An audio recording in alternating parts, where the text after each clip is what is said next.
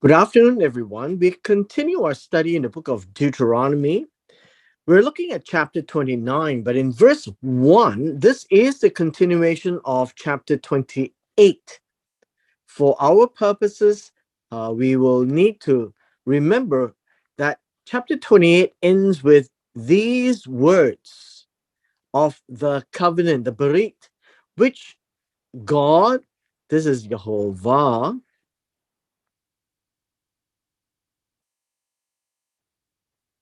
had given as commands to Moses, his servant, to make.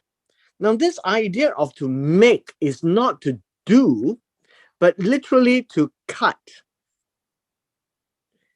The word covenant is berit. Basically, if you recall in Genesis chapter 15, God had instructed Abraham to cut up animals into halves and place them on the ground on two sides, and making a path in between. And so that is a covenant, a berit, and it is cut. It is not made as signed on the dotted line. That would be uh, how we say it today. No, we will cut an agreement. But cutting agreement in today's terms doesn't mean anything. But cutting a covenant, cutting an agreement in the ancient days, in the time of Moses, in the time of Abraham, which is to cut a berit, that would mean a lot because it is concrete. They actually cut up animals, and the animals are cut up on two sides, right? You have the head, and then we have the tail. And the people who are involved with the covenant will walk through in between. That is how it means to cut a covenant. And this agreement is very important. God had commanded Moses to cut with the children of Israel, the sons of Israel. So it's between Moses and the children of Israel. Now, why is it Moses and not God? Well, you do know that Moses is a prophet, and his job was to represent God. He represents God in the instructions. He listens to what God has to say, and he commands the children of Israel. And he acts on behalf of God in the Berit, in the covenant. And they were doing this in the land of Moab, besides the covenant which he made with them in Horeb. Now, you need to understand there are two covenants. One in the land of Moab, which is now. This would be the plains of Moab. The second one is Sinai, also known as Sinai. At that point in time, they received the Ten Commandments. And now they have another covenant that Moses is cutting with them. Now, you need to know that there are two sets of people. The two sets of people in the entire narrative is this: the current children of Israel and them in the Mount Sinai area. Now, understand that them would be the first generation, and they died in the wilderness. The children of Israel today would be the second and the third generation. Who are the second generation? Those below 20 when they exited Israel. Who are the third generation? They are those who were born in the wilderness. The first generation in Numbers chapter 13 died. They spent 40 years in the wilderness, and the first generation died. The second and third generation are those that are now in the plains of Moab with this covenant. And now we will look at the covenant itself. Now, Moses called all Israel and said to them, Understand again, they are the second and third generation, all Israel, all 12 tribes. And said to them, and these would be the leaders, and the leaders would represent the 12 tribes. And this is said to them: You have seen all that the Lord did before your eyes in the land of Egypt to Pharaoh and to all his servants and to all his land. The 10 plagues. Did they see it? Yes. The second generation actually saw it, but they were not responsible. The first generation were, because they were 20 years and above and they were fighting men. Now they are inheriting the covenant. The great trials which your eyes have seen. You see, your eyes have seen would be the second generation, not the third. The signs and those great wonders, the miracles that they saw that you could not explain. Yet the Lord has not given you a heart to perceive and eyes to see and ears to hear until this very day. Now, this how should we say, in verse 4, until, this word to this very day literally means until. Until this very day, it is now being explained to them. They were very young. So this part here is they were very young at that time. They didn't know what the adults know. And yet the adults refused to go in, and Numbers 13 tells us that God was very severely punishing them, prohibiting them from entering into the promised land, the land that God promised to Abraham, Isaac, and Jacob. And now to the second generation, who were very young at that time, it is now being referred to again. And this happened many years, 40 years before. And Moses is now pointing to them. You now will understand this very day, today, right? Today, this day. And so it says, I, Moses, have led you 40 years in the wilderness. Now, this idea of led you 40 years, I guess you could say the word here, led, in the Hebrew is cause to walk. So I, Moses, have caused you to walk these 40 years in the wilderness. These 40 years happen after these group of people refused to go into the promised land. So now, after 40 years is over, the review is such. In these 40 years, your clothes have not worn out on you. Your sandals have not worn out on your feet. These are all important. This is to remember that there is a supernatural protection for them.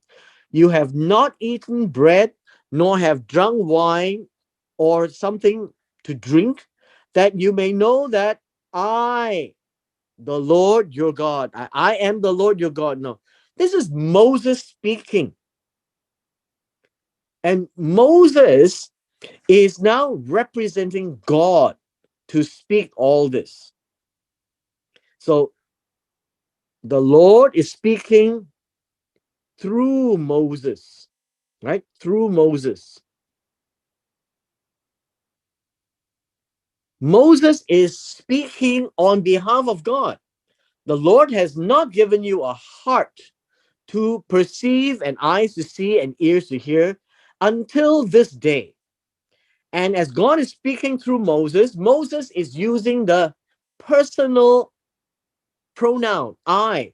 And I have led you 40 years in the wilderness. Physically, it was Moses, but it was God who was doing it. And God is using Moses to speak on his behalf. And that is the Hebrew concept, the Eastern concept of the delegation, of being sent. Your clothes have not worn out on you. Your sandals have not worn out on your feet. You have not eaten bread or have drunk wine or drink, that you may know that I am the Lord. So Moses is speaking as a delegated authority. Now, is Moses God? No. Moses is saying this to them, and Moses is using the personal pronoun I, and he is speaking on behalf of God. I am the Lord your God. This is a very important concept that, how should we say, when you see this idea, when God delegates the authority to an angel or delegates an authority to Moses, like Malak is angel, one who walks on behalf of the one who sent him, which would be God. And oftentimes we see that the angel uh, speaks as if he is God. And here Moses is sent by God. He is shalak by God in that sense, right? Shalak comes from the word lak, and he is sent, one who is being going on behalf of the one who is sending. And he represents God in this matter. And so, I am the Lord your God is Moses speaking as if he was God. But we know he isn't God. He is nevertheless the representation of God before the children of Israel. Verse 7, and when you came to this place, Sihon, king of Heshbon, and Og, king of Bashan, came out against us in battle, and we conquered them. Remember, this is in chapters 2 and 3. When they came out from the to Edom, right? After the death of Aaron on Mount Hor, he came to the land of Edom, and God says, you can't take Edom. They had to move around Edom because the people of Edom, the descendants of Esau, would not let them go through. And then they went past Edom and it came to Moab, and God says, you can't take their land. And then they went up further to Ammon, and they can't take the land because God gave the land of Edom to Esau and his descendants. God gave the land of Moab to the son of Lot, and God gave the land of Ammon to the other son of Lot. And as God has given them, the children of Israel cannot have a piece of that land. But once they went further north of Ammon, they came to Sihon, they came to Og, and the children of Israel took that place, and we conquered them. We took the land and gave it as an inheritance to Reubenites, the descendants of Reuben, the descendants of Gad, and to the half tribe of Manasseh. And so this is to remind them, therefore, in verse 9, in the English, it says, therefore, it is a conclusion, right? Because of this, keep the word of this covenant and do them, that you may prosper in all that you do. Remember this, to keep means to guard, to observe, to make sure that it is kept, to keep them, and then to do them, to perform them.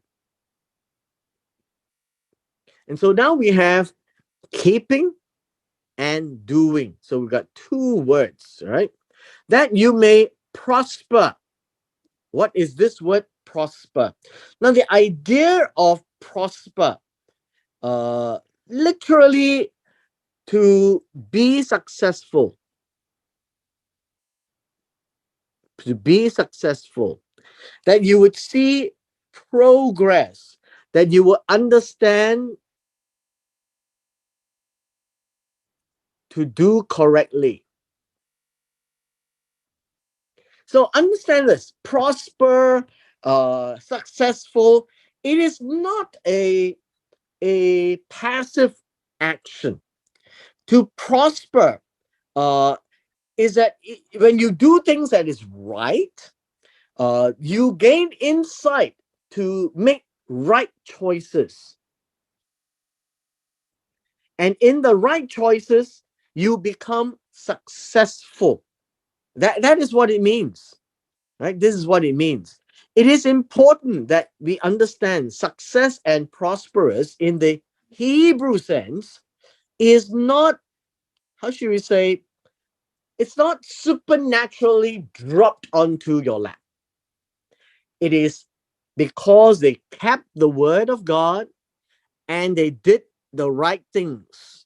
And then they are prosperous when they do things. They don't sit back and everything falls in place. That's not the Hebrew way of looking at things. In our next segment, which is in verse 10, it says, all of you stand. Now, the idea of stand is literally to stand. That is taking a position. This idea is to take a position. Take a position. Today, and then they are they are actually standing to the face of God. Before the Lord is to the face of God. So they are actually standing right in front of God. Now, this is a very sober expression. You are taking a position in front of God. You're taking a position standing up in the face of God. Who is you? All of you, your leaders, your tribes, your elders, your officers, all the men of Israel. Notice everything is cut. No, all the berit is cut with men, not with women. But the idea here is in this particular scenario, this is a description of the covenant. Who is obligated in this covenant? All the men. When it says men, these would be the male gender. Now we read on, all your little ones. Now, all the little ones are those who are, how should we say, these are the ones um, who are running around. They are little ones, little kids, right? Little kids running around. And then your wives. This idea here is that your women, these are the female gender. So now we have a male gender, the little kids that belongs to them, the female gender, and then we have the stranger. This idea of the stranger who is in your camp, they are not Israelites. So this is the ger. These are the foreigners who are temporarily there. So these are foreigners. But these are foreigners who have joined the Israelites. In your camp, they are living with them, right? And this would be the fourth group of people. When God made this covenant, it is to the men, to the little kids, to the women, to the foreigners. From the one who cuts your wood to the one who draws your water. These are the other people who has also participated, and we call them ger, right? This is the A and the B, right? The ger are the ones who cuts the wood and the one who draws your water. Uh, Basically, you find that if you recall later on, there will be other people that will join them, like the Gibeonites. But here, they are the ones that came out of Egypt who also joined them. That you all may enter into the covenant with the Lord your God and into his oath, which the Lord your God mixed with you today. You can see that this is an A and also a B. The covenant is his oath. Now, what do you mean his oath? In verse 12, the idea of oath here is what he has said. He swore, the swearing, the swearing of an oath. And so God is the counterpart of this berit, the swearing or the covenant. These all synonyms, that he may establish you today as a people for himself, that he may be God to you, just as he has spoken to you, and just as he has sworn to your fathers, Abraham, Isaac, and Jacob. Let's break this down a little bit. You see, that he may establish you. The idea of establish means to cause to be standing, right? Cause to be standing, cause to be effective today as a people for himself. There are many peoples in the world. There are many peoples around them. So the idea of people, it is a nation, right? People, a nation.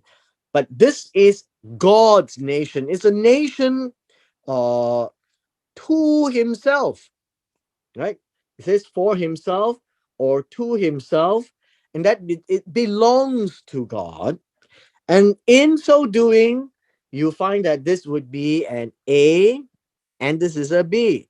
In the same way, when they are a people to God, that God here, Jehovah,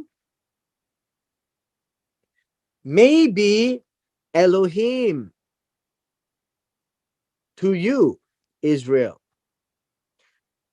So in the Hebrew way, you notice they will say the two things slightly differently, and this is for emphasis. God is their God, and they are God's people.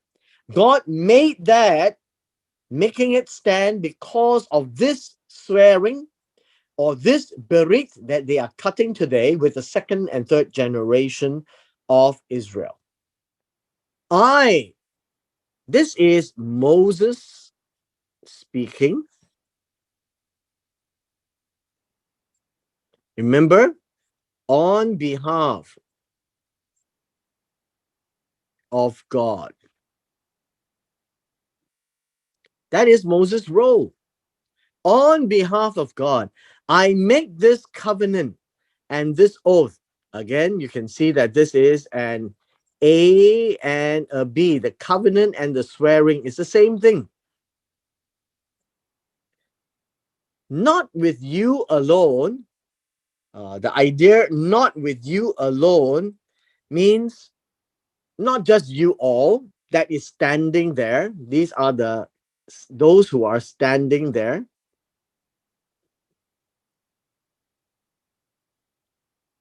But with those who stand here today before the Lord, as well as with those who are not here with us today. Now, what does that mean? How many types of people are there? Not here with us today literally means future generations.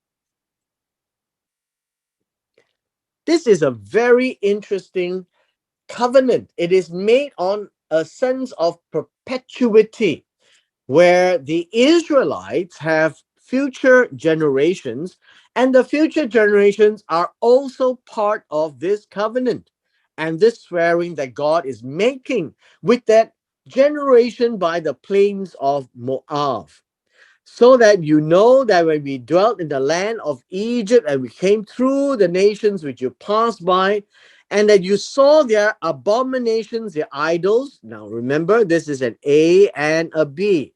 Their abominations are their idols. This is what God detests, which are idols.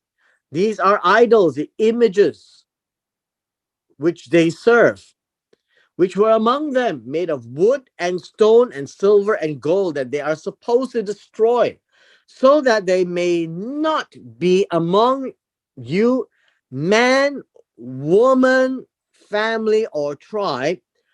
And notice this condition: whose heart turns away today from the Lord our God to go and serve the gods of these nations.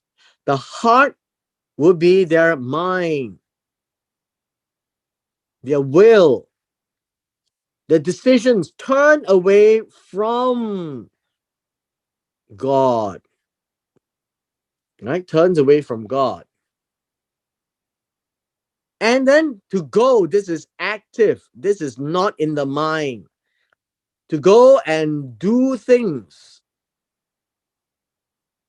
for the God of these nations, that they may not be among you a root bearing bitterness or wormwood. This is really an expression. This really refers to something that is bitter, which leads us to understand as an expression of evil, things that is not right with God.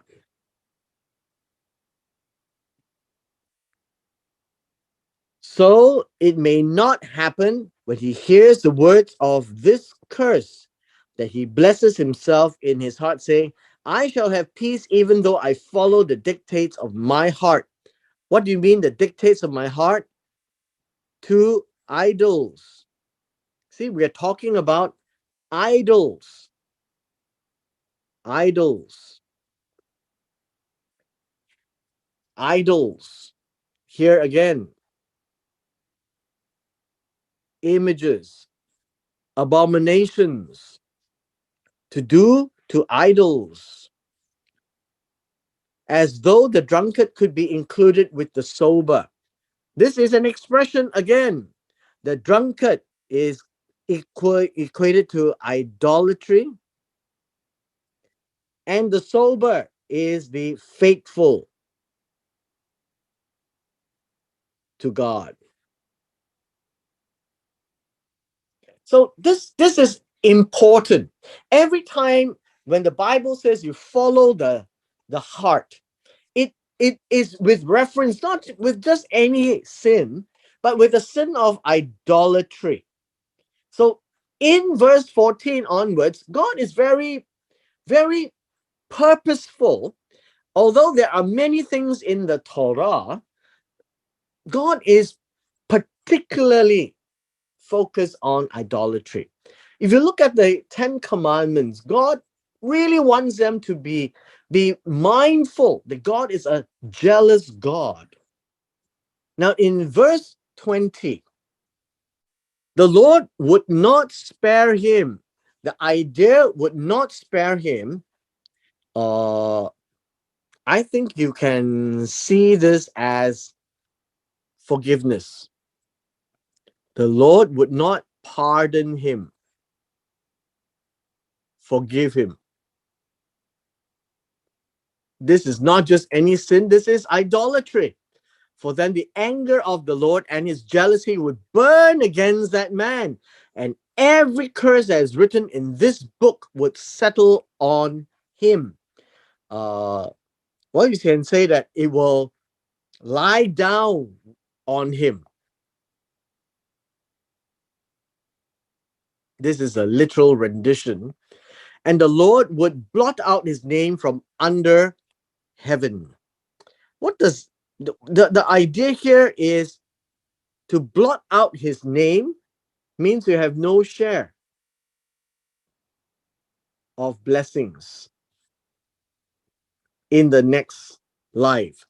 That is what it means by blot out his name. It will not be remembered under heaven. Nobody will remember him. This is Shamayim.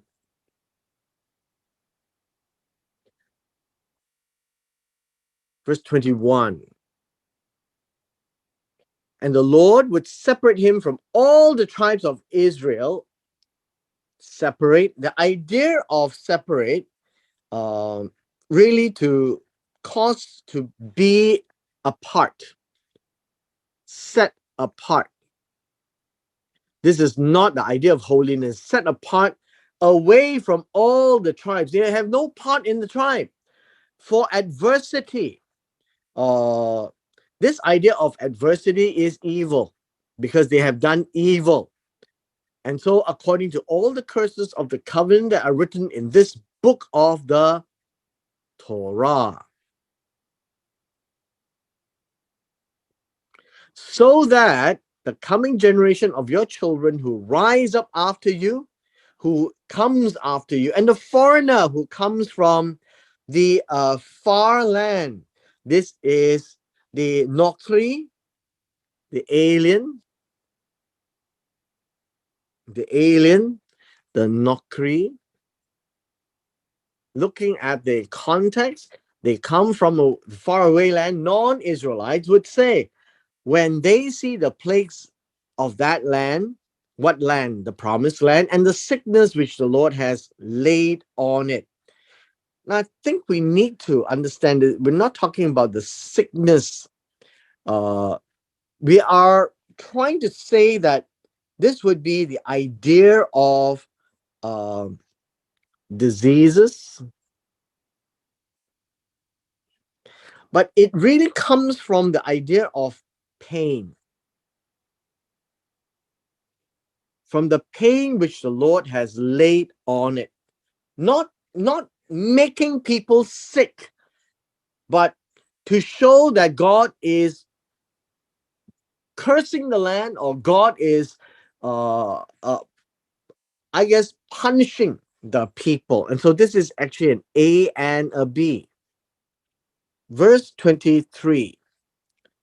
The whole land is, this is sulfur.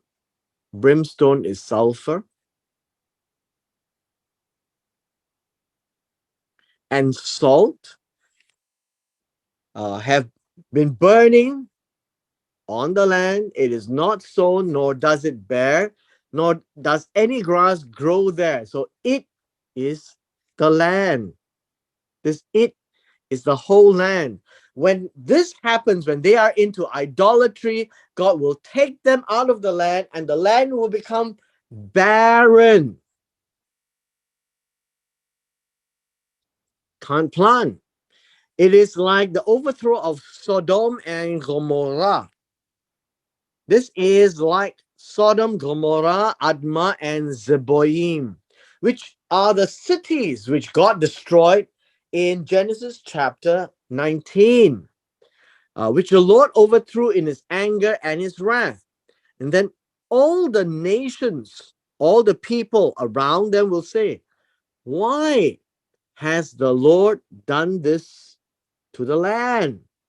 They're talking about the land. Why is the land now barren?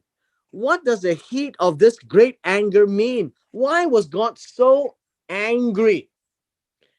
And then the answer comes. Then the people would say, why? Because they have forsaken the covenant of the Lord their God, of the fathers which he made with them, and when he brought them out of the land of Egypt. For when they went and served other gods and worshipped them, God said they did not know, and that he had not given to them. Then the anger of the Lord was aroused against them to bring on it every curse that is written in the book. And the Lord uprooted them from their land in anger, in wrath, and in great indignation, and cast them into another land as this day. So let's break this down. There's a whole chunk here. Great anger. This is God's anger. Done to the land. This is action. Making barren. It is supposed to be a land filled with milk and honey, but it isn't. When this day happens, and the people look at the land, they are going to say, because the children of Israel. They have forsaken. Now, the idea of forsaken in verse 25,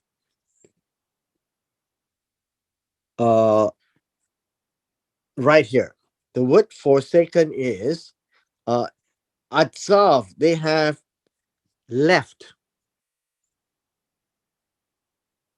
forsaken, departed. So this is to neglect. Notice this is not to break. To break carries a very different meaning. This is forsaken. They have the covenant, but they kind of ignored it, right? Neglected it, ignored it, ignored the covenant. Now, break the covenant is different because break is para, and break means to step on the covenant. To step on the covenant is to violate the sanctity, to treat as nothing. Now, that is a totally different word altogether. So I'm just trying to help us focus on the text that this word forsaken would be similar to the psalm, my God, why have thou forsaken me? That's the same word. Why the children of Israel left, departed, forsook, neglected, ignored the covenant of the Lord their God of their fathers, which he made with them when he brought them out of the land of Egypt. For they went and served other gods. This is why God is so angry with them. Now, again, in verse 26, you must know that this word comes from the word shakak,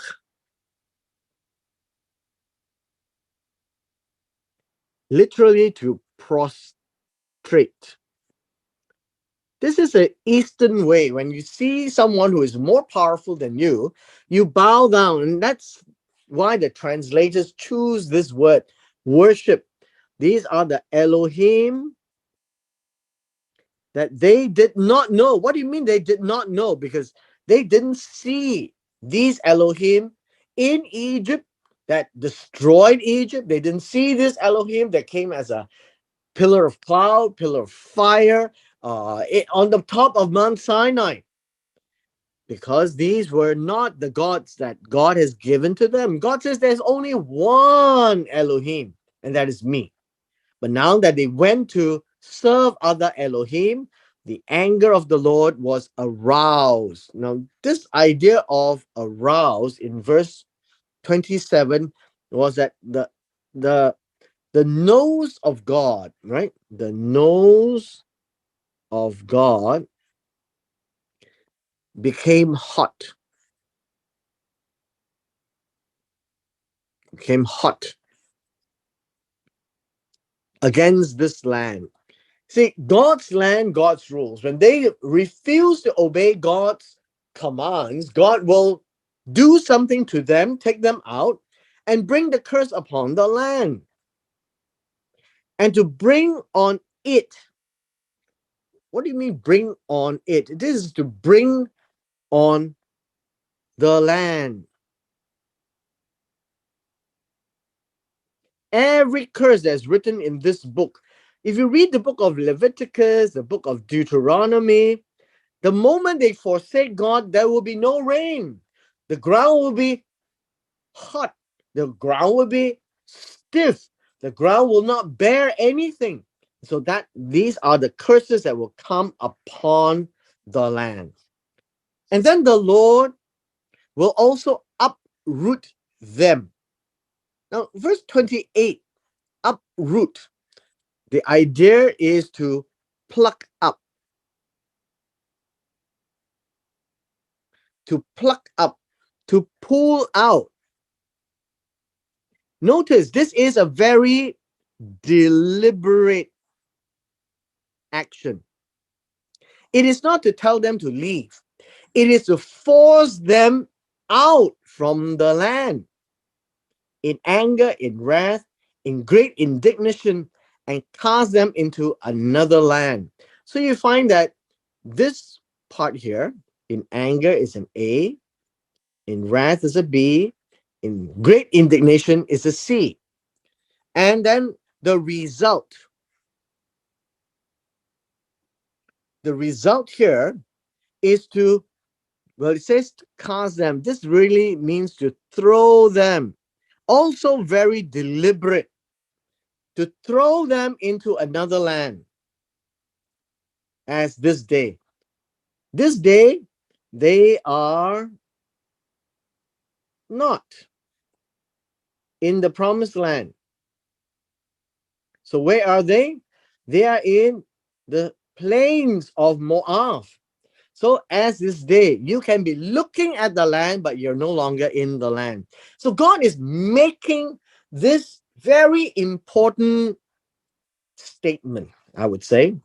When you go against God, when you forsake the covenant of God, when you serve other gods, when you prostrate, right?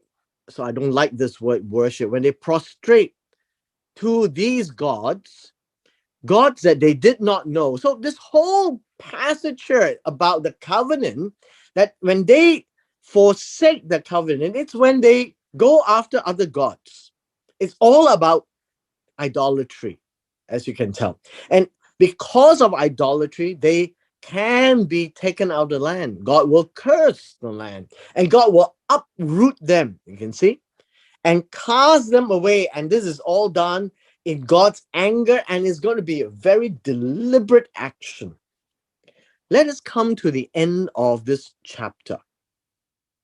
Our final verse is this. This is a very popular verse, and many people read this as a standalone.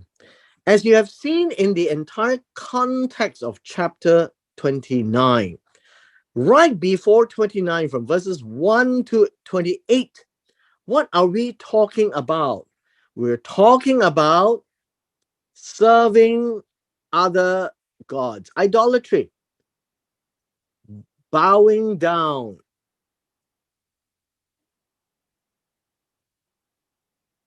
to them, other gods, gods that they did not know, right? And God is going to uproot them. So everything here is about idolatry. This is our context right before verse 29. And in this context, then it says here, the secret things belong to the Lord our God. What is secret? The idea of secret is uh, things, uh, things that are hidden, things hidden, hidden from sight, things that are concealed by men. Right? This is important for us to understand.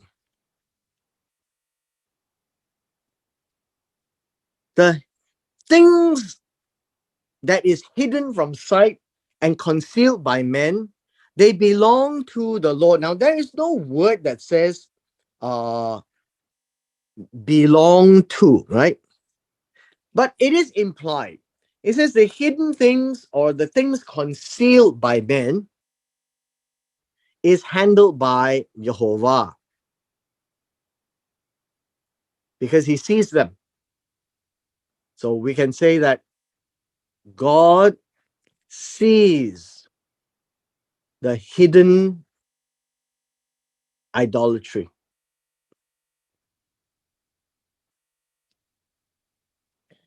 But those things revealed is to us and to our children forever. Now, what does this mean? So to know this, we have to know what is revealed.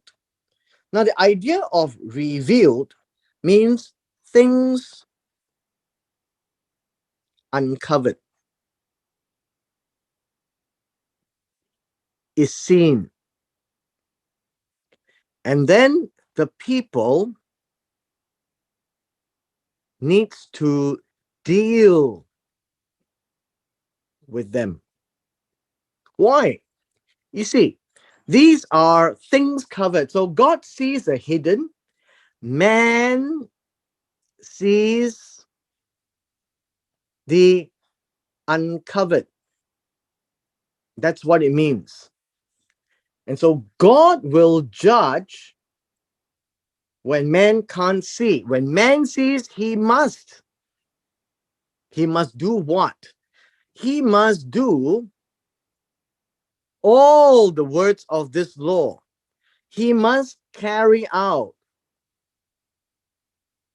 the Torah. But when it is hidden, well, men can't judge anything that's hidden. But God will deal with that. So leave that to God. That's basically what verse 29 is saying within the context. It is not to say that things that is unseen or secrets of God belongs to God. This has nothing to do with God. It's to do with men. When the children of Israel are doing things hidden from the sight of the public, then God will deal with that because it is considered as hidden. But when things are done in public, that everyone sees that, then men must act to judge righteously according to the Torah of God. This is not only to the generation that is there, but to the generations to come. The generations to come. The last word that we need to describe here is forever. Again, you know what this word is. We've talked about it a lot. Olam. For a long time.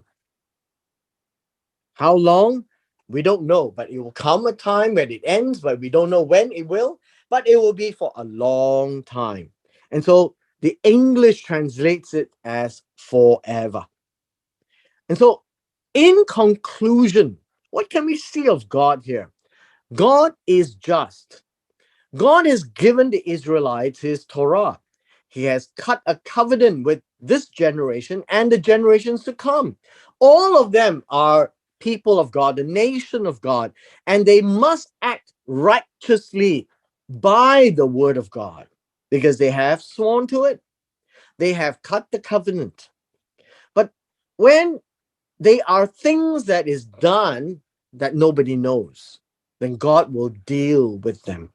And when God deals with them, you know that it is going to be very severe. And man needs to act because that is the delegated authority that God has given to the children of Israel to deal with each other. Remember, they were earlier told of what was at Mount Gerizim and then Mount Ebal, where they would eventually go in the book of Joshua. And so a couple of chapters ago, this was described. On Mount Gerizim, they would read all the blessings that when they do it, they will be blessed. When on Mount Ebal, when they don't do it and they do other things, they will be cursed. When God bless and when God curse, it will happen. And so God is now concluding in chapter 29 that I have left you with the Torah. Everything is there, the blessings and the curses. If you go against me, if you go and serve other gods, then you will know that if it's uncovered, it's public, everyone can see it, you need to deal with it according to my Torah. If it's done in secret, then I will deal with it because You can't judge what you can't see. And that is fair. So God doesn't blame the people for not judging concealed idolatry. God will deal with them. And we see that in Ezekiel chapter 8, right?